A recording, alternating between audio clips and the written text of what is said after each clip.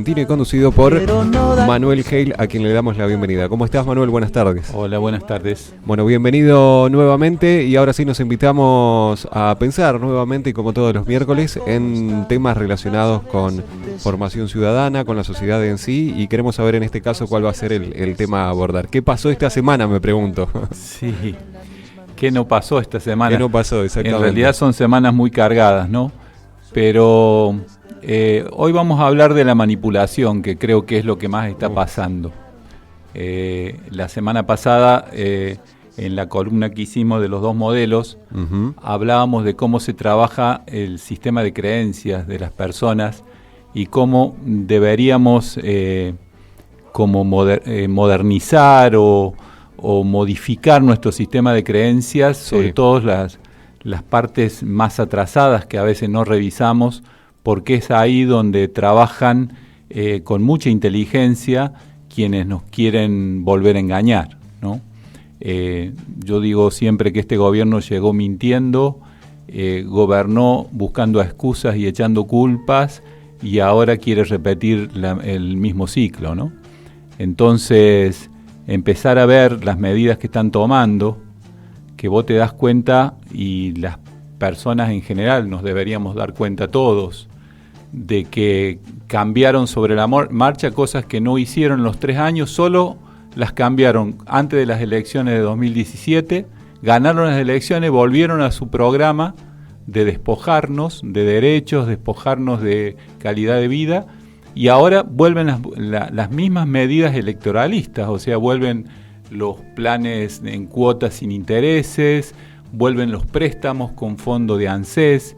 Es más, escuchaba esta mañana que van a prorrogar las jubilaciones de las amas de casa, que ya se vencía la moratoria, para hacerlo sin aportes.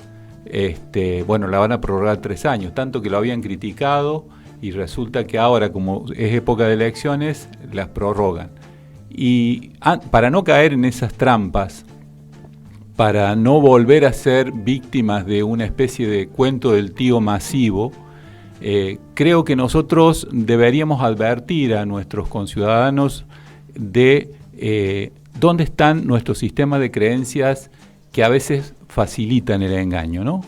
Y como hablamos de creencias, nos pareció bueno en esta oportunidad ligarlos a la manipulación. Hay un gran trabajo que hace el equipo de gobierno. Creo que lo único que hacen bien es eso, que es inventar una especie de realidad paralela, que es generar unas expectativas que ellos saben que no van a cumplir, y operar sobre, como decíamos, la creencia más retrógrada o más individualista o menos comunitaria de un gran sector de la población. Ellos tienen focus group, que eso significa que están monitoreando en tiempo real cuáles son las preocupaciones centrales de los distintos grupos sociales, de manera que llegan con una publicidad segmentada, y pareciera para esa persona que le están dando respuesta justamente a lo que a él le está preocupando. En realidad lo están monitoreando y lo están haciendo un seguimiento. En esto encaja esto que decía Durán Barba, ¿no? De que para él o para ellos los votantes son una horda de simios emocionales que se creen racionales. Bueno, esa es la mirada que ellos tienen sobre la población o un sector importante de la población, y sobre eso trabajan y operan. Entonces me parecía que hoy el tema de la manipulación ligado a las creencias podía ser un tema de interés para charlar. Eso vale destacar que comentaste recién respecto a la afirmación de Durán Barba, es textual, es literal. Está en su libro. Está en su libro, exactamente. Sí. Digo, porque más de uno debe pensar que es una cuestión de uno, ¿no? Una fake news nuestra. Algo así, no, está textualmente en su libro. Yo no leí el libro, pero sí he visto gente que, haciendo críticas sociales, sociológicas, lo citan textualmente. Así que no es un invento nuestro. Realmente ellos piensan eso y así trabajan, así operan. Si vos te pones a ver el famoso debate de la segunda vuelta entre Macri y Scioli, las cosas que dijo, y no es que no sabía que no las iba a cumplir, es que estaba mintiendo abiertamente, y después en ningún momento volvió a hacerse cargo del tema. Es más, hace poco, en una visita a Salta, un periodista le dice: presidente, ¿qué hacemos con todas las promesas que usted hizo en campaña y no cumplió? Y le contestó: no las leíste bien, están cumplidas casi todas, le dijo. O sea, directamente pateó la pelota afuera y dejó absolutamente la situación en otra cosa. O sea, es una negación total. Hay como dos realidades paralelas. Vos lo ves decir los discursos y vos decís: ¿en qué país vive este tipo? Y bueno, eso es parte porque saben que hay un sector de la sociedad que es pasible de ese engaño y que necesita reafirmar creencias retrógradas que pegan con ese tipo de gobierno y ese tipo de publicidad. Yo creo que llegó el momento de empezarle a hablar en este caso a nuestro oyente, de manera personal, ¿no? Empezar a decirle que llegó el momento de hacerse cargo. Yo creo que cuando uno es engañado, es víctima. Pero si tenés posibilidades de informarte, si tenés posibilidades de contrastar un engaño anterior con la realidad y empezar a mover, digamos, tu entendimiento como para ampliar tu percepción, si te vuelven a engañar ya no sos víctima, ya empezás a ser cómplice. O sea, la mentira tiene un límite, y es el límite que le quiera poner la persona que la acepta, ¿no? Y si te mienten 1, 2, 3 veces con el mismo mecanismo, como que ya sos parte de la misma mentira. O sea, incluso tu pasividad empieza a ser parte cómplice de esa mentira. Y estamos en situación de empezar a pensar cuál es nuestra responsabilidad frente a todo esto. Porque acá, como hemos dicho otras veces, no estamos definiendo un gobierno más. No estamos definiendo si vamos a tener un gobierno un poco más o un poco menos progresista. No estamos definiendo si va a haber más o menos redistribución del ingreso. No estamos definiendo solo si va a haber un poco más o menos derechos. Estamos definiendo, como decíamos la semana pasada, un país u otro.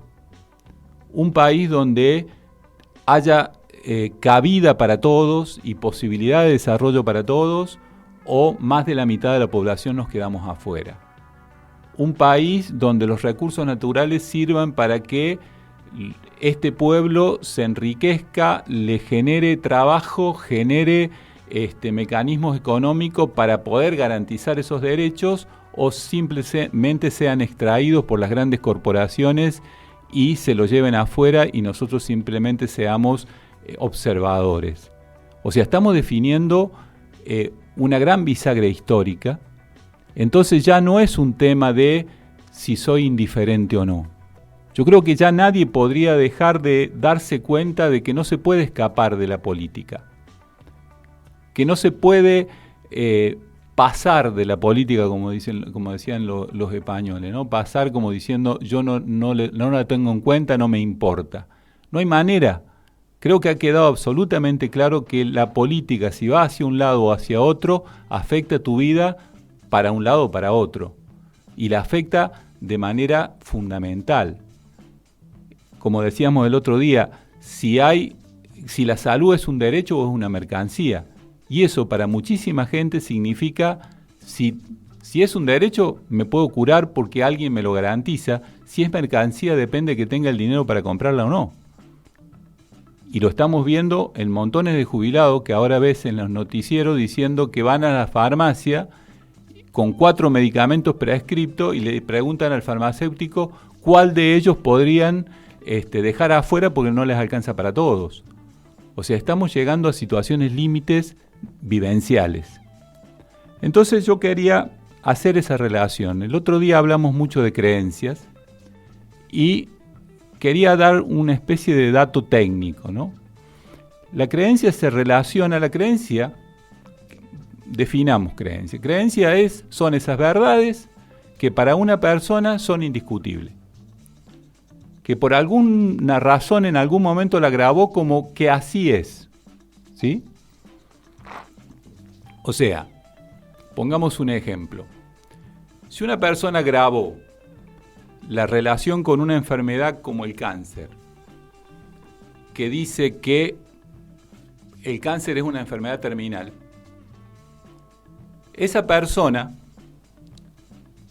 ante un diagnóstico de cáncer, prácticamente no tiene posibilidades de sobrevida, porque solo se da a través de esa creencia el diagnóstico final. Entonces todo su cuerpo se deprime. Hay un experimento que se hizo en Estados Unidos respecto del SIDA. En la época que todavía el SIDA no se conocía mucho y se decía que era la enfermedad transmitida entre homosexuales. No eran los comienzos de los tiempos y obviamente en aquel momento el SIDA era mortal. Cuando se descubrió que el funcionamiento del SIDA era que bajaba las defensas, el virus del SIDA lo que hacía era bajar las defensas, o sea, atacar el sistema inmunológico. En un momento se hizo un experimento en una universidad con voluntarios que fueron a hacerse el análisis para saber si tenían HIV o no, si eran positivos o no. Esos voluntarios firmaron, aceptaron que cuando les dieran la respuesta, iban a ser monitoreados respecto de su nivel de defensas. De 50 casos positivos, o sea, 50 personas a las que le dio positivo el diagnóstico, eran positivo HIV, en más del 60% de los casos, sus defensas cayeron instantáneamente al momento de recibir la noticia. O sea, el virus no estaba actuando ahí. Lo que actuó fue la creencia de que le acababan de diagnosticar una enfermedad mortal. ¿Se entiende cómo funciona la creencia? O sea, es una manera de entender la realidad que ya te pone el marco emotivo a través del cual vos interpretás esa noticia. Bueno, si miramos cómo funcionan las creencias en este tema, en el tema social, en el tema político, podríamos ver, por ejemplo, una creencia común. Los pobres no trabajan y me quieren robar lo mío.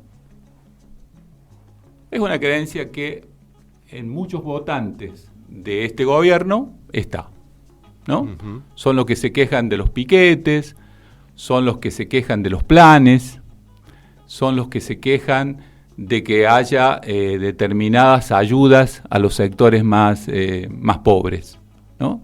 Son los que supuestamente los pobres son pobres porque no quieren trabajar. Esa es la creencia. Ahora, ¿cuál es la emoción en ese caso? Que en general, cuando veo a los pobres organizarse, la emoción es miedo. O sea, me dan miedo cuando los negros se movilizan. Entre otras emociones. La bronca, la indignación. Sí, pero la emoción principal es miedo. Uh-huh. En realidad la bronca y la indignación suelen ser sucedáneas del miedo. Porque si vos le decís a esa persona tan indignada que vaya a enfrentar esa situación y a discutir, generalmente no lo hace. Claro. O sea, la indignación es una especie de sucedánea del miedo. Ahora, ¿cuál es el marco perceptual que le pone esa emoción? Que está frente a una situación peligrosa. O sea, esa persona, a partir de esa creencia, esa emoción y ese marco perceptual, termina siendo víctima de una difusión respecto de la mano dura. Entonces aparece un señor Pichetto hablando de que hay que poner límites a la entrada de extranjeros. Aparece una Bullrich justificando el gatillo fácil. Aparece un gobierno dando un mensaje de que hay que meter palos. Y esa persona, por esa creencia errónea, termina siendo víctima de esa mentira.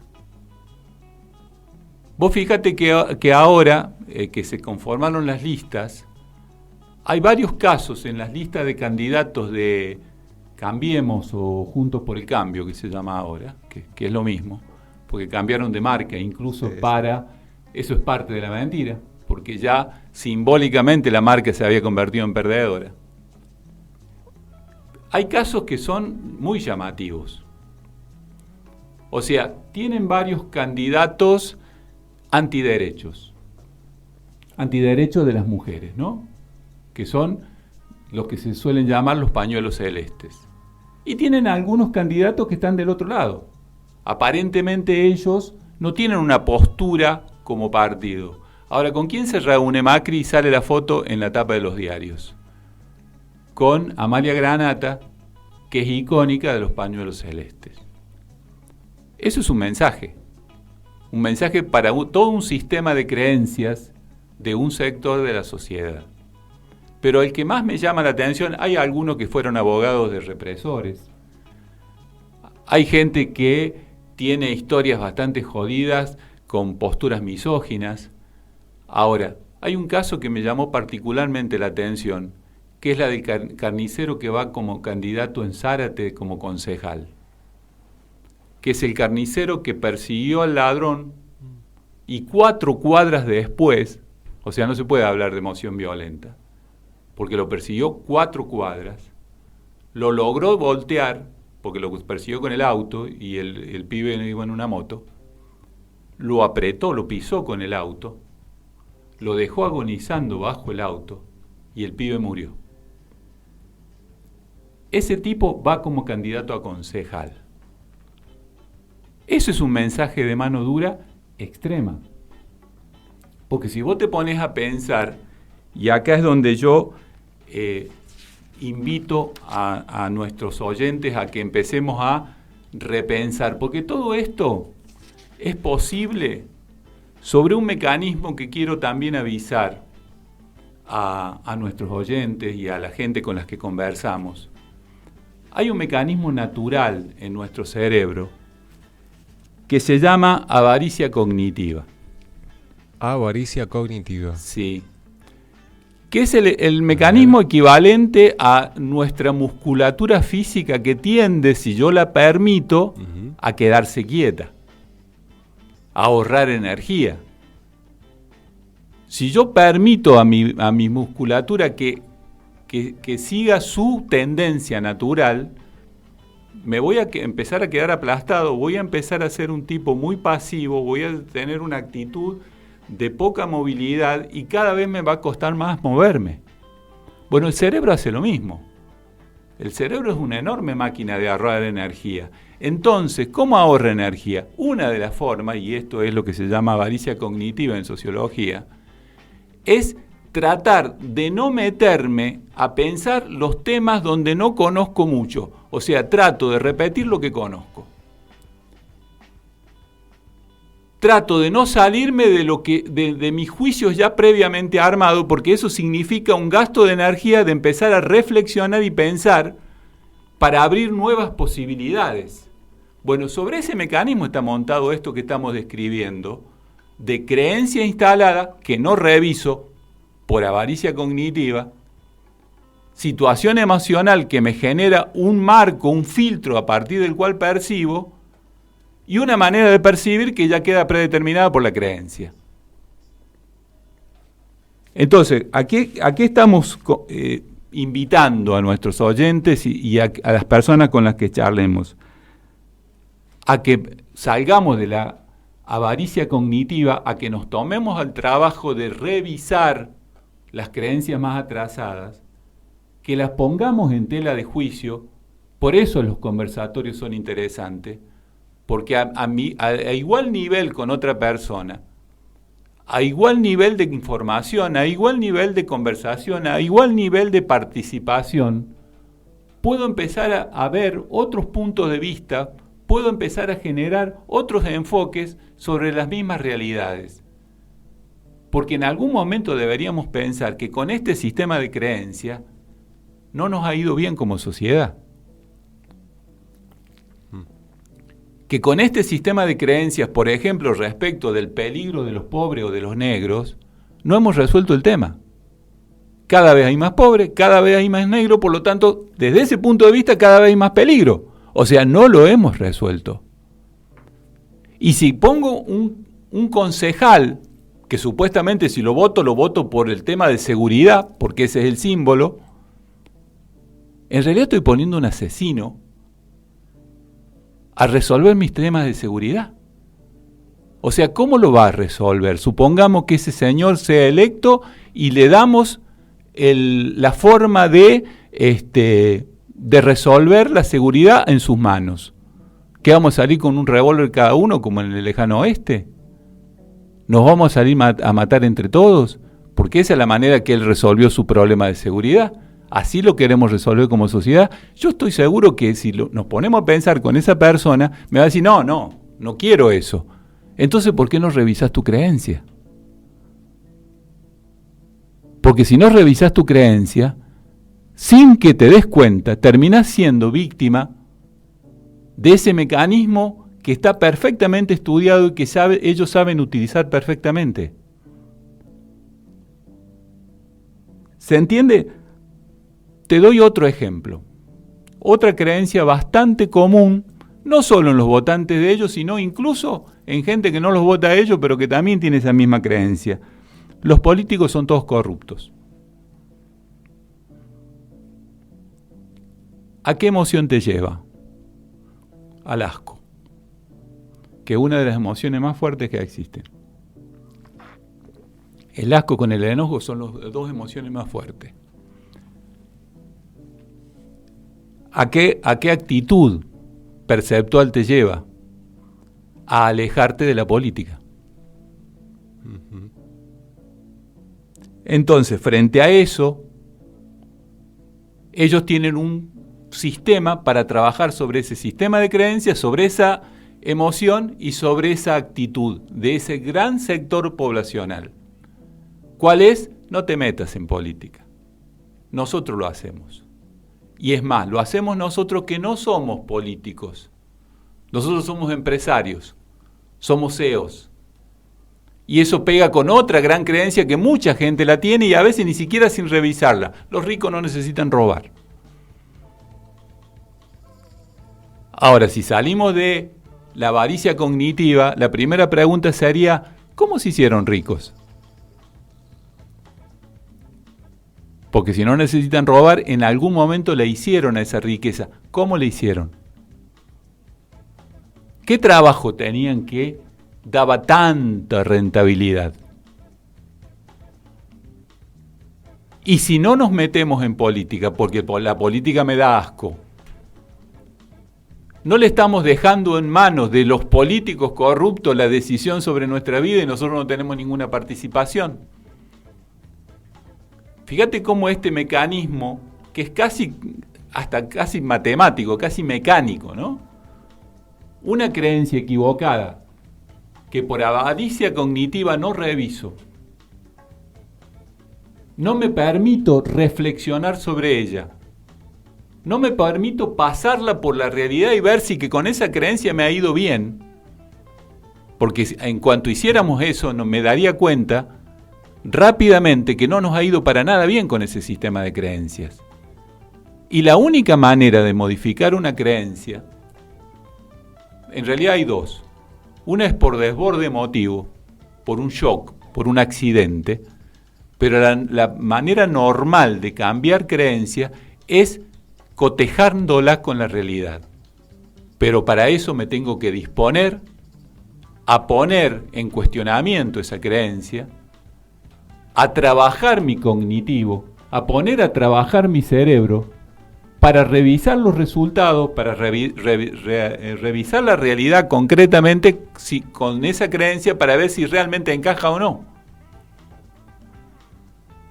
O sea, esta es la tarea que tenemos y estamos ante muy pocos meses para esta decisión que es fundamental.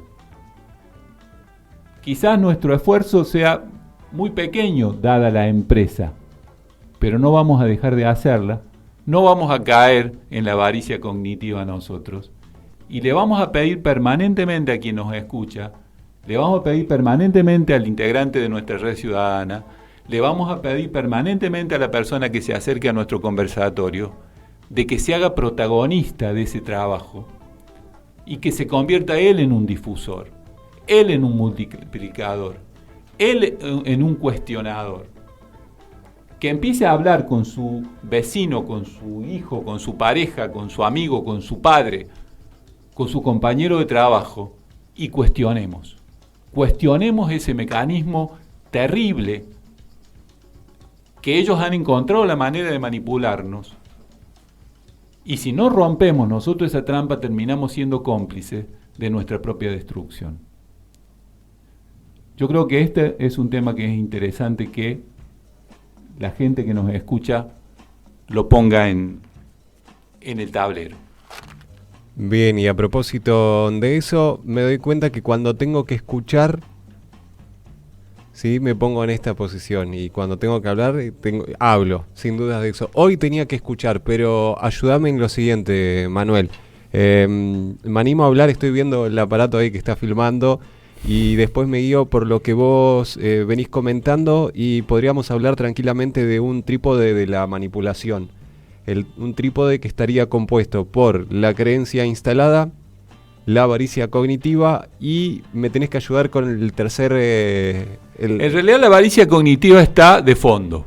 Ajá. Es una actitud que si no me doy cuenta es como que me gana, ¿no? Así como me gana, si vos tenés que estar por algún accidente 3 meses en una cama, que no te podés mover, suponete, cuando tengas que empezar a moverte, te va a costar enormemente, porque todos los músculos se acostumbraron a no moverse.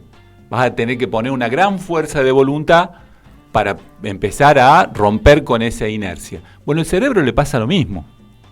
Nuestro cerebro es nuestro órgano que más energía consume. Por lo tanto, para poder seguir funcionando, ha creado mecanismos naturales de ahorro de energía. Entonces, todo lo que pueda ahorrar, él lo va a hacer. Y uno de los mecanismos de ahorrar energía es no es cuestionarse cosas. Porque cuando yo me cuestiono algo, ya entro en otra situación donde necesariamente tengo que revisar cosas, tengo que regrabar cosas, tengo que cuestionar cosas, tengo que volver a conectar de otra forma. Es un enorme trabajo. Bueno, si no estamos avisados, muchas veces caemos en eso y terminamos repitiendo porque nos queda cómodo. Repetimos conductas, repetimos formas de movernos, repetimos lo que vemos en la televisión o lo que escuchamos en la radio, repetimos amigos, repetimos conversaciones, repetimos gustos, y es cuando nos anquilosamos. Ese mecanismo está detrás todo el tiempo como fondo. Ahora, sobre eso se produce esto de que una creencia que no me sirve, porque si la revisara me doy cuenta que no me sirve, pero como no la reviso, se instala como fija, como verdad, como algo, como axioma, como algo que no se discute. Ahora, de esa creencia me conecta directamente con una emoción, porque nuestro cerebro funciona directamente, las creencias funcionan directamente con el centro emocional. La emoción me pone un marco para juzgar la situación. O sea, siempre voy a juzgar la situación desde esa emoción, desde la misma forma, con lo cual siempre voy a ver una parte de la realidad y voy a no ver la otra. Pero no lo decido yo, lo decide mi inercia. Y esa manera de percibir me lleva a una respuesta, que siempre va a ser la misma. Ellos encontraron la forma de manipular eso. Entonces trabajan sobre esa creencia y sobre esa emoción con una respuesta clara, que supuestamente me está dando respuesta a mi demanda. Y es una respuesta falsa, porque hemos determinado antes que si la creencia era equivocada, la demanda es falsa.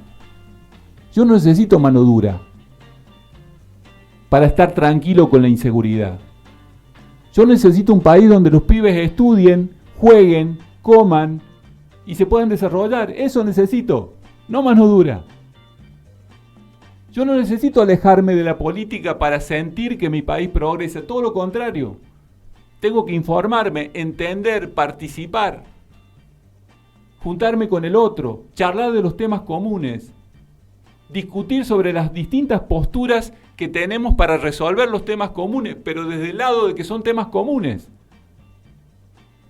Sacar de ahí la mejor opción de todas las que se confrontan, usarla mejor para resolverlo de la mejor manera y estar en un país más seguro, más tranquilo, más progresista, más humano. Es exactamente lo contrario. Ahora, si yo sigo creyendo que necesito mano dura y no meterme en política, va a venir estos tipos, especialistas en la mentira y el fraude, a decirme, quédate tranquilo que nosotros los vamos a cagar a palo y vos no te tenés que meter en nada porque las decisiones las tomamos nosotros. Cuando quiero acordar, me quedé sin vida, sin futuro, sin seguridad, sin luz como en La Plata ahora. ¿Y a quién le echo la culpa? Cuando en realidad si hubiera revisado las cosas me daría cuenta que los tipos que manejan las empresas de la luz son ellos mismos. Y los apagones son porque no invirtieron y se llevaron la plata afuera. Si me hubiera metido en política estaría enterado del tema. Imbécil. Despertá, imbécil. No quiero insultar, pero imbécil significa no saber abordar la realidad con objetividad. Eso significa. Bien. Y yo para eso, en realidad es una cuestión mía, la de poder, hablaba hoy de un concepto como el de trípode de la manipulación, y quería saber cuál era para mí la tercera pata de ese trípode que, bien lo comentabas recién, son las emociones, lo emocional. Exacto. Es una cuestión que me va a permitir a mí, es un concepto que me va a poder permitir a mí, luego de que vuelva a escuchar, porque voy a volver a escuchar esta columna, entender más claramente todo lo que... Hubo mucha información hoy. Entonces me va a permitir tener una base como para poder entender bien lo que comentaste, lo que compartiste en el día de hoy, pero también me va a permitir poder pensarlo más en profundidad, ¿no? ¿Qué es lo que tenemos que hacer?